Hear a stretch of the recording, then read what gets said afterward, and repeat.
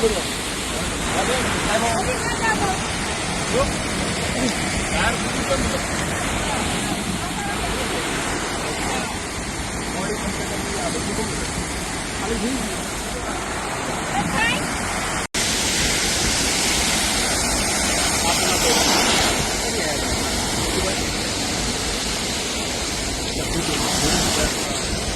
बराबर बस बस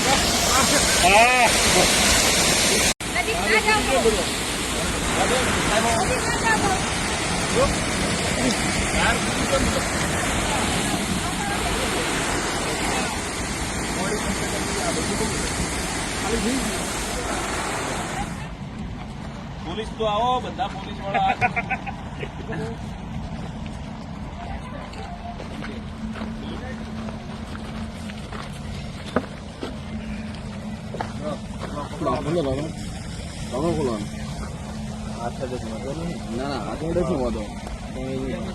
હાથે કોઈ નહીં થાય. અમારા બનાસકાંઠા જિલ્લાના સુઈગામ પોલીસ સ્ટેશનની અંદર બનાવ બન્યો છે. ટેન્કર પલટી ખાઈ ગયું છે અને ટેન્કર પલટી ખાવાનું કારણ એવું છે કે એમના ડ્રાઈવરને આવતા હતા ત્યારે રસ્તામાં એને બળદ આડો આવેલો અને એના હિસાબે બળદને બચાવવા જતાં ટેન્કર પલટી ખાઈ ગયેલું એવું હકીકત જણાવે છે. ટેન્કરમાં મિથેનોલ ભરેલું છે. આ મિથેનોલ ખૂબ જ ઝેરી પ્રવાહી હોય છે અને આ મિથેનોલ જો કોઈ માણસને પી જાય તો થોડી જ સેકન્ડોમાં એનું મૃત્યુ થઈ શકે છે. એટલે આ મિથેનોલ ખૂબ ઝેરી પ્રવાહી હોય છે અને મિથેનોલ ઢોળાઈ જવાથી આગ પણ લાગી ગઈ હતી. પરંતુ પછી ફાયર બ્રિગેડ અને એમના માણસો અને પાણી અને ફોમનો મારો ચલાવવાથી આગ તો કાબૂમાં આવી ગયેલ છે. પણ આ ટેન્કર છે એ કંડલાથી ભરી લુધિયાણા જતું હતું અને પ્રેમવીર સિંહ એમના માલિક છે. અત્યારે હાલે ટ્રાફિક ડાયવર્ટ કરેલો છે. રાબેતા મુજબ થોડી વારમાં ટ્રાફિક ચાલુ કરી દેવામાં આવશે.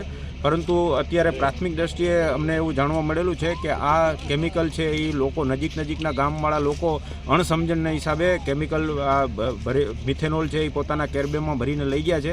તો અમારી રિક્વેસ્ટ છે કે આ કેમિકલ ખૂબ ઝેરી છે અને આ કેમિકલ ખાલી શ્વાસમાં જવાથી પણ માણસનું મૃત્યુ થઈ શકે છે.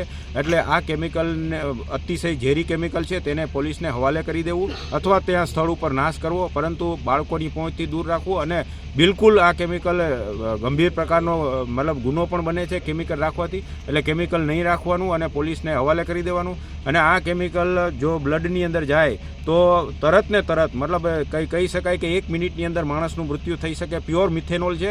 અને એટલે લોકોને અમારી વિનંતી છે, બનાસકાંઠા પોલીસની વિનંતી છે કે આ કેમિકલનો તમે તરત ને તરત પોલીસને હવાલે કરી દો. અમે અમારી ટીમો બનાવી અને જે આજુબાજુના ગામડાઓમાં જે લોકો લઈ ગયેલા છે એને પણ અમે ઘરના સર્ચ કરવાના છીએ. અને જો અમારી પોલીસની ટીમ આવે તમારે ત્યાં તો તમે એને પોલીસને હેન્ડઓવર કરી દેજો, જેથી કરીને અમારે કંઈ કોઈ પગલાં લેવાના નથી. પરંતુ આ માનવ જાત માટે ખતરનાક કેમિકલ છે. એટલે એક રિક્વેસ્ટ છે.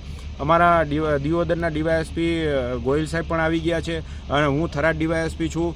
અને અમારી તમામ ડિવિઝનની પોલીસની ટીમ અત્યારે 100-150 પોલીસ અમારી આવી ગઈ છે. અને અમે આ બધા ડિઝાસ્ટર જે થયું છે એના માટે અમે અત્યારે પગલાં લઈ રહ્યા છીએ. ફાયર બ્રિગેડની ટીમ પણ આવી ગઈ છે.